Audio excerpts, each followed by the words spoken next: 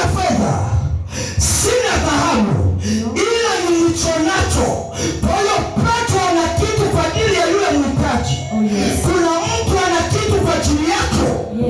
Adui anaweza akazuia Petro, akakuzuia sikutane na watu wa baraka zako. Biblia inasema Yeriko ilifungwa kwa ajili ya wana wa Israeli. Haikufungwa kwa sababu Yeriko ni nzuri, lakini ilifungwa kwa ajili ya wana wa Israeli. Adui anaweza akafunga watu wako, anaweza akafunga mume wako, anaweza akafunga watoto wako, lakini lengo si watoto, lengo ni kukuharibia wao wenye watoto. Amina. Bwana Yesu asifiwe. Amen.